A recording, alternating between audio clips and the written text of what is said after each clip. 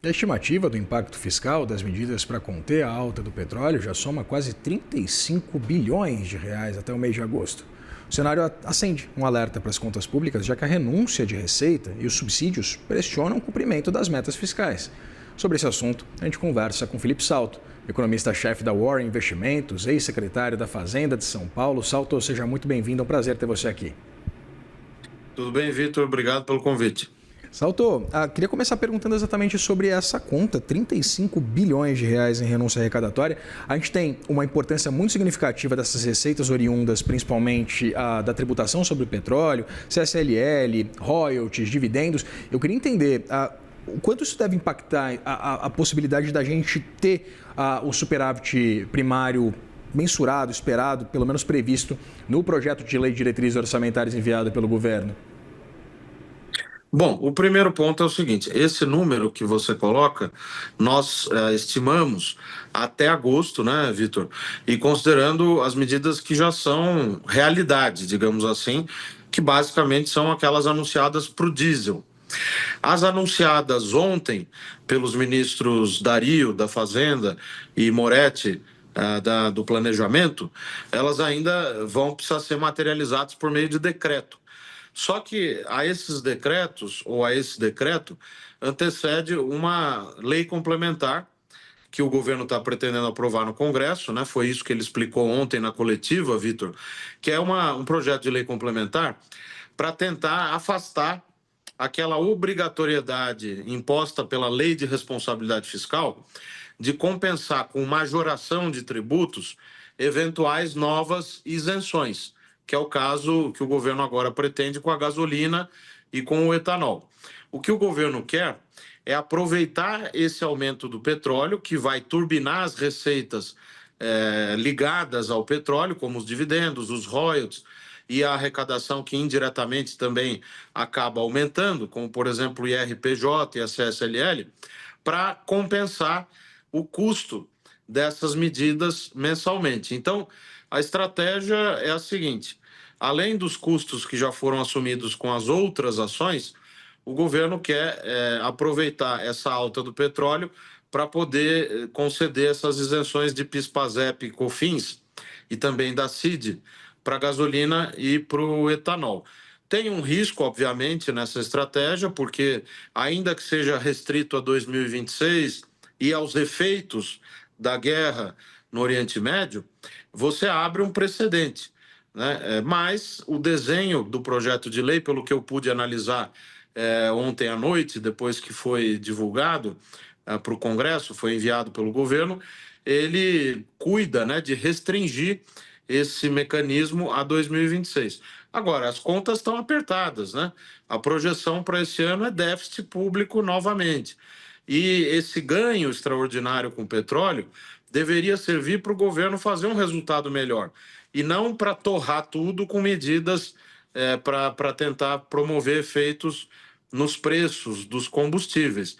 De todo modo, a gente sabe que a política tem razões que a própria razão desconhece, né? Salto, você menciona esse projeto ele ser restrito ao ano de 2026, mas eu rememoro agora que o Congresso Nacional está querendo discutir no âmbito do fim da escala 6 por 1, por exemplo, a continuidade, né, a prorrogação da isenção do imposto sobre folha de pagamento, uma medida emergencial adotada durante a pandemia. Queria entender exatamente o risco de a gente acompanhar medidas teoricamente emergenciais se tornarem medidas permanentes. É exatamente isso. Eu entendo que quando o governo apresenta um projeto de lei que toca na intocável lei de responsabilidade fiscal, acende o sinal de alerta.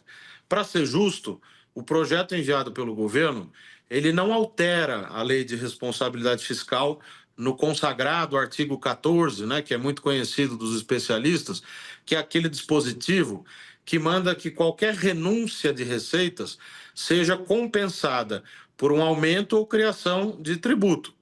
Ou então o governo tem que comprovar que aquela renúncia já estava contemplada nas projeções de receita da lei orçamentária anual, o que não é o caso. Então, qual foi a saída?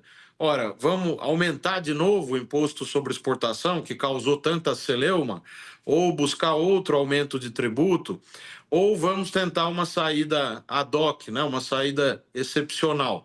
Optaram por esse segundo caminho, uma saída excepcional, que, na verdade, determina que o governo possa usar esses ganhos com o aumento do preço do petróleo para neutralizar os efeitos das isenções.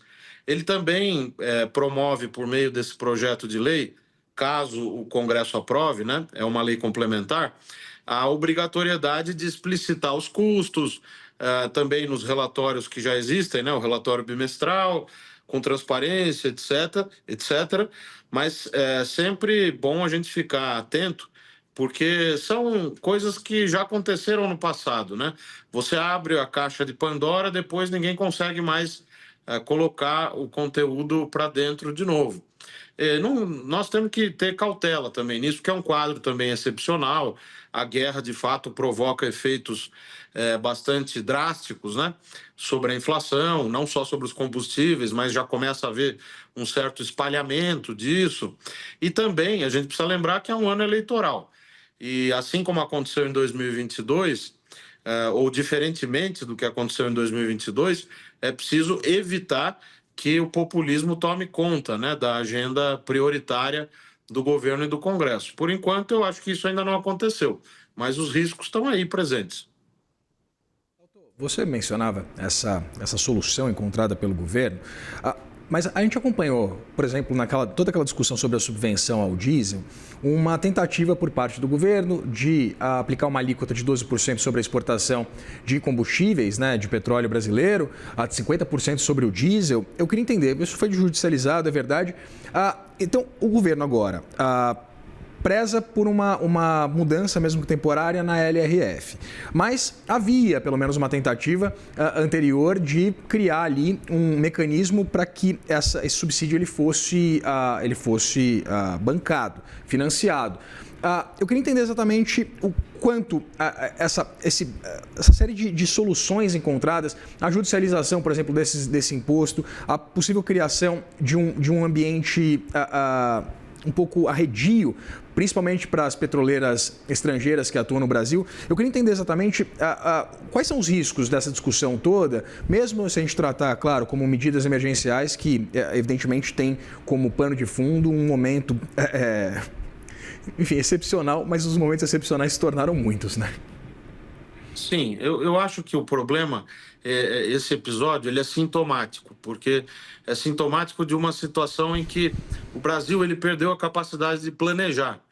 Então, como a gente opera sempre no fio da navalha, não só esse governo, mas os outros anteriores também, você não tem simplesmente espaço nenhum orçamentário e também não tem instrumentos, mecanismos para agir nesses momentos de exceção. Por exemplo, no caso do Rio Grande do Sul, quando aconteceu a calamidade, o governo teve que correr atrás para fazer crédito extraordinário. Por quê?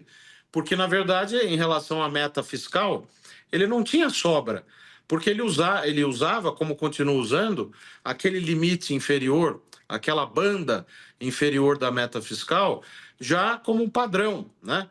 Quando, na verdade, esse limite inferior devia ser usado para acomodar choques, eventos não previstos e tal. Então, a primeira questão que eu colocaria é que o episódio revela, mais uma vez, que a gente não tem um planejamento para valer na esfera pública, na federal, nesse caso, né?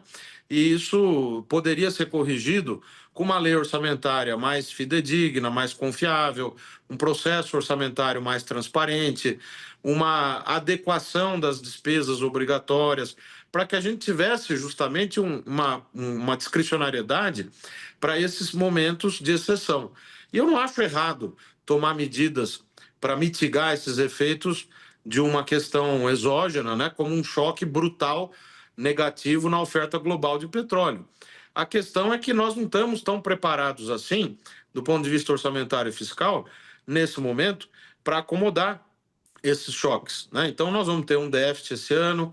As receitas do petróleo, sim, são uma espécie de maná que cai do céu e ajuda a cumprir os resultados, mas também eles vão ser parcialmente usados para compensar as medidas, né? Como nós estamos vendo agora. Então, esse é o quadro geral. Agora, qual que é o risco, Vitor? O risco é você ficar fabricando dia após dia, medida e medida atrás de medida, e depois, quando você olha, de grão em grão, a galinha já encheu o papo inteiro, né? E aí está um custo que pode acabar prejudicando a dinâmica fiscal, os resultados pretendidos pelo governo. É isso que a Fazenda e o planejamento têm que ficar atentos, né?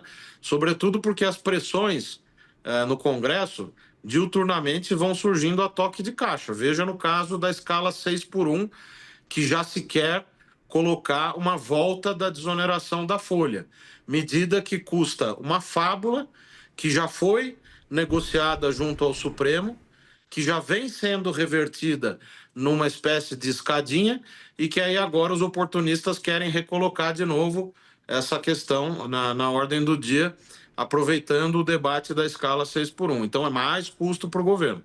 Diagnóstico feito, Salto, principalmente sobre essa ausência de espaço no orçamento, de gastos não carimbados, o que fazer? O que fazer nesse momento é apagar o incêndio. Acho que o governo está fazendo isso. Eu vejo que o ministro Dario e o ministro Moretti estão bastante preocupados com a questão da neutralidade fiscal. Isso é fundamental. É o dever principal dessas duas figuras hoje, até porque as outras áreas do governo e do Congresso naturalmente vão na direção oposta, vão querer gastar mais, como se dinheiro desse em árvore, né?